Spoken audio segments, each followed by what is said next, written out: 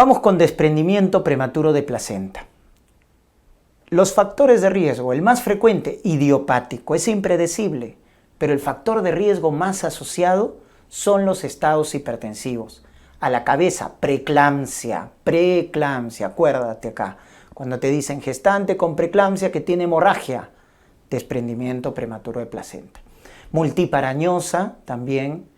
Otros factores como RPM prolongado, embarazo múltiple, trombofilias, trauma obstétrico, tabaco. Son los factores de riesgo, ¿correcto? Entonces ahí tienes todos los factores de riesgo, pero acuérdate el más asociado, preeclampsia, ¿correcto? Luego está multiparagnosa, RPM, embarazo múltiple, trombofilias, trauma obstétrico y tabaco. Son los factores de riesgo para DPP. Acá vamos a ver la clasificación y de paso el diagnóstico de DPP. Miren, cuando la placenta se desprende menos del 10% se llama grado 0 y es asintomático, no da síntomas. Cuando ya la placenta se desprende de 10 a 30% se llama grado 1 y es el más frecuente. Y ahí vas a tener hemorragia más dolor. Acá ya la hemorragia se acompaña de dolor. Esa es la clínica más frecuente de DPP. Hemorragia más dolor, ¿correcto? Acá sí hay dolor.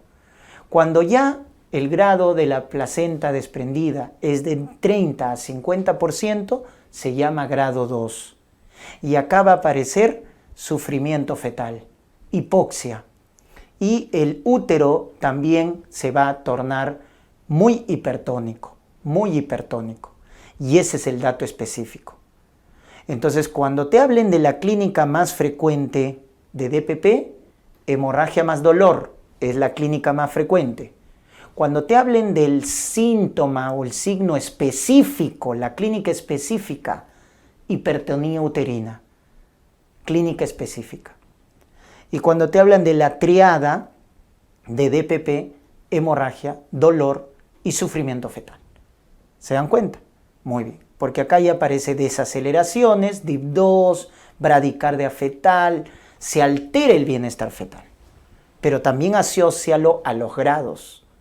Entonces el grado 1, hemorragia más dolor, grado 2, cuando ya aparece sufrimiento fetal, hipertonía uterina, y el grado 3 es el más grave. En el grado 3 aparece, cuando ya se desprende más del 50% de la placenta, las complicaciones más graves. Para la mamá, SIT. Para el bebito, óbito, se muere. Y el famoso útero de Curbolier, ¿no? Curbolier, o útero leñoso, o tetania uterina, que se produce por extravasación de la sangre al miometrio. Entonces, en el grado 3 aparecen las peores complicaciones. Para el feto óbito y para la mamá, coagulación intravascular diseminada. Que dicho sea de paso, la causa más frecuente de SIT en el embarazo es DPP. Entonces va a haber plaquetopenia, prolongación del TP, del TPTA, consumo de fibrinógeno. Ese es el dato, ¿no? Recuerden que para el diagnóstico de SIT, un dato importante en el laboratorio es fibrinógeno bajo. Caída del fibrinógeno, menos de 150 miligramos por decilitro. Y esto también acuérdense que es algo propio del DPP. Como se forma un hematoma retroplacentario, esa sangre no puede salir hacia afuera, entonces se mete al miometrio. Hay una extravasación al miometrio. Y eso genera el famoso útero de Curbolier, útero leñoso o tetania uterina. ¿Ya? Entonces, complicaciones maternas, shock, acá sí es frecuente el shock.